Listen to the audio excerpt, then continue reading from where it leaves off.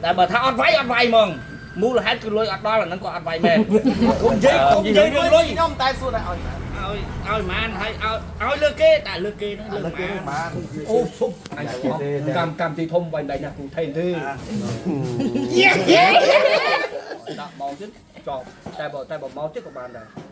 តែសៀនហ្នឹងអញទុំមក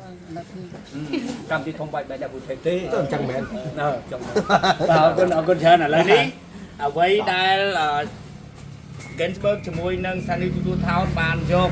លិខិតអញ្ជើញមកដល់លោកគ្រូផាន់ក្លឹបទី2បាទក្លឹបទី2លោកគ្រូផាន់ហើយនឹងពេជ្រសម្បត្តិអូខេ 100% ហើយសូមបញ្ជាក់ផងដែរសម្រាប់ពុកម៉ែបងប្អូនកម្មវិធី Golden Boy របស់យើងលោកគ្រូផាន់គាត់បានយល់ព្រមហើយដល់ថ្ងៃក៏អត់មានសូវឈឺដែរពីព្រោះទម្លាប់គ្រូផាន់គឺអត់ចូលចិត្តសូវឈឺនៅមុនថ្ងៃ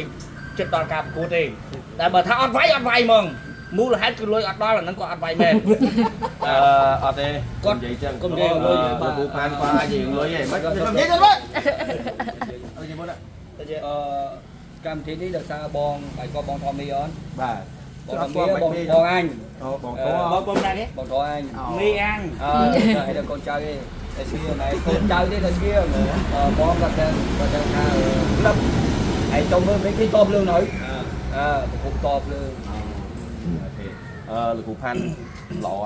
បាទយ៉ាងម៉េចគាត់បដិសេធបានល្អស្រាសិស្សរបស់គាត់លោកវិន័យបាទហើយកុំយើងអាចយកលុយមកទិញទឹកចិត្តគាត់បានទេបើលុយអត់គ្រប់គឺអត់បាន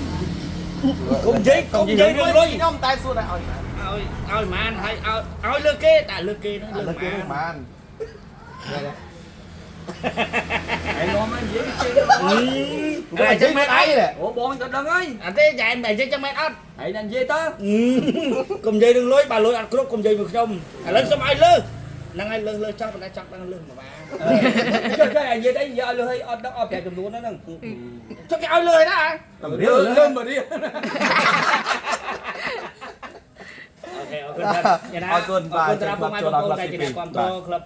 លោកគ្រូពេជ្រសុផាន់ផងដែរអ្វីដែលគាត់បដោះបានសិតតែជាកីឡាដែលមានគុណភាពហើយបាទទោះជាគាត់អត់សូវគ្រប់ទឹកមែនបាទចង់មានន័យថាក្លឹបលោកបាទចង់មានន័យថាកម្មវិធីនេះមិនចឹងអាគេយកមកនិយាយអត់ព្រមទេអញកម្មវិធីអត់ទេអញមិននិយាយខុសទេតែកម្មវិធីនោះអត់មានស្អីហីអត់មានទេព្រោះអញដឹងថាទៅយកអត់បានវាភាសាជាងគ្រូខ្លះដាក់ទៅឲ្យយកអត់បានដែរនោះ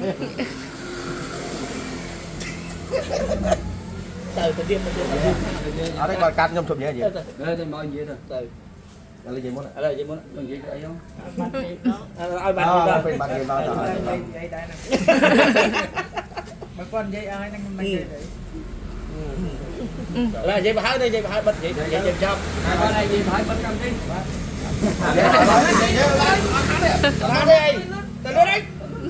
អរគុណបងប្អូនដែលស្ដាប់គ្រប់គ្រងហើយកុំភ្លេចជួបគ្នាកម្មវិធី Golden Boy តែអត់ទាន់ថ្ងៃណាអត់ចេះថៃសិស្សមែនអីអញវាថាnóiនិយាយចេះជាងទីកងគេចាំនិយាយឯងចេះគេចាំនិយាយគេតើលើនិយាយដងបាទអរគុណបងប្អូនជំរាបលាណាបាទ